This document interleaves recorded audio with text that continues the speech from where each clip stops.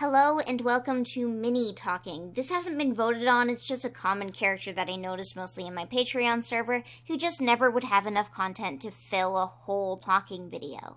Runningwind is a specific flavor of Warrior Cat's character. Realistically, he's on the same level as a guy like Snowbush or Antfur. He's a guy who existed, maybe had a little tiny ounce of attention paid to him, and died miserably. But the difference between someone like Antfur and somebody like Runningwind is simple. Runningwind is a first arc cat. You could still remember all the names of the first arc cats because there were less of them. Additionally, everyone has read the first arc, if they've read anything. So a name like Runningwind means a lot more than a name like Antfur. For example, if I say Antfur, your brain probably thought about WindClan's Antpelt, the cat Ivypool was forced to kill in the Dark Forest, and not the former guardian cat who died falling out of a tree. It's hard to decide with a character like this if I want to start with their appearances in the main series or the beginning of their life in the supplemental material, but for the ease of using a timeline, I'm going to start with Runningwind as a kit. Running Kit is born in Bluestar's Prophecy. He's a sibling to Mouse Kit, later Mousefur, and he's mentioned to be a couple months older than Bluefur's kits. He's mentioned as having played in the snow, he's mentioned twitching in his sleep, and that's about it. Predictably, he's mentioned even more scarcely in Spotted Leaf's heart. He watched the miracle of childbirth with his sister in that one. He and his sister are also mentioned as kits in Redtail's Debt, and then he's a warrior 3 chapters later, after an indeterminate time skip. From what I can tell, we never see him as an apprentice, but the time period in which he could have been is definitely there. He's around the same age as Mistyfoot and Stonefur, who are seemingly young warriors at the beginning of the first series. Mousefur is also called a young warrior at the beginning of the first series, so maybe they're only a couple years old, but also maybe less, but also maybe more. I mean, sure. Now, we could probably look at other prequels that take place in other clans during this time period, but those books don't even know when they took place. There's tons of inconsistencies and mistakes and confusion going on there. There's a definite blank spot in ThunderClan history. We never see Greystripe, Ravenpaw, Dustpelt, or Sandstorm as kits. We never see Darkstripe or Longtail as a kit or an apprentice. And we never see Runningwind or Mousefur as apprentices.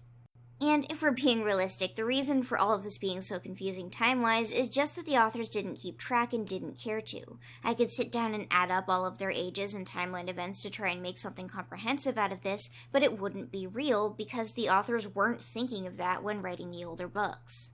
Something I feel I need to mention as well is that Runningwind was given a dead kid or two by the family tree in Vicky's Facebook.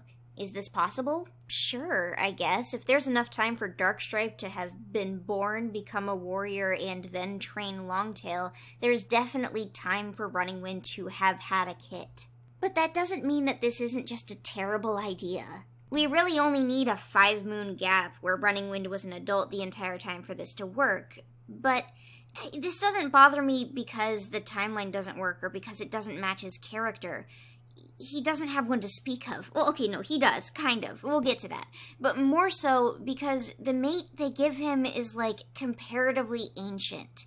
Dappletail is an older apprentice when Bluestar is born. Bluestar has kits when Runningwind is a kit.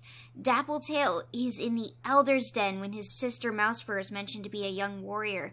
It's like Thornclaw and Blossomfall, but added off screen, logically weirder, and he's definitely younger than Blossomfall was when she had kits with Thornclaw. It's just kind of a weird, thoughtless thing to have as a last-minute addition to canon. The kit, or kits in question, that Runningwind supposedly had with Dappletail aren't mentioned until the book after Runningwind dies. The idea is that Dappletail had a white kit who was born deaf, and the kit lived to be 3 moons and vanished.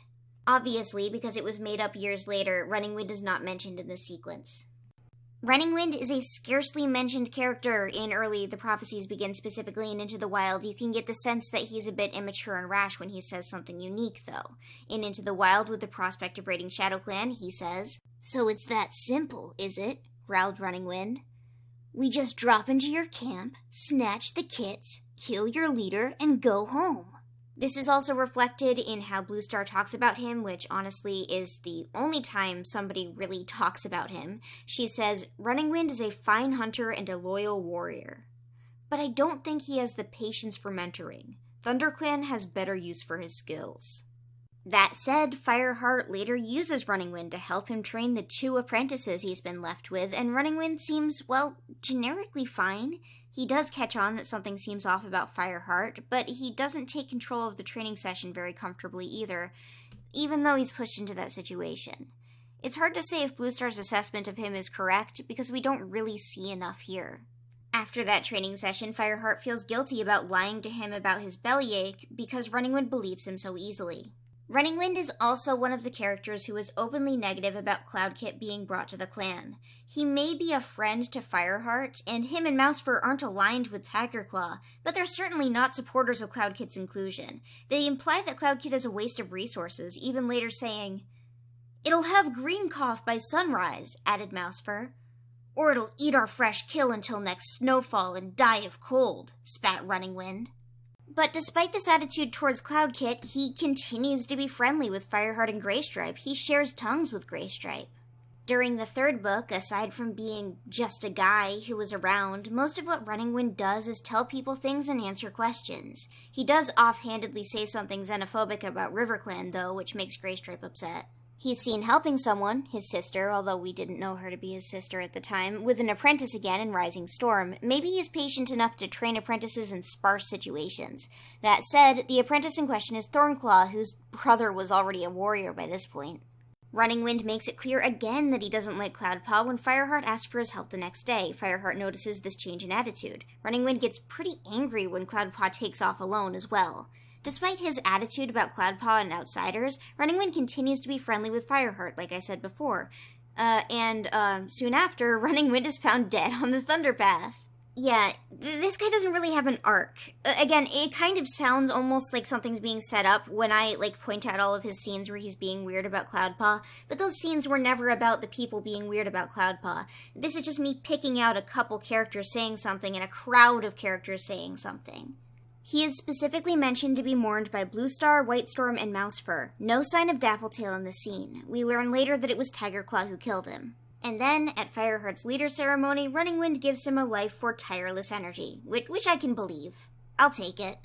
To mold something out of this, Runningwind is friendly and nice to Fireheart. He's apparently a good warrior. He's apparently talented. He might be fast. He could be fast.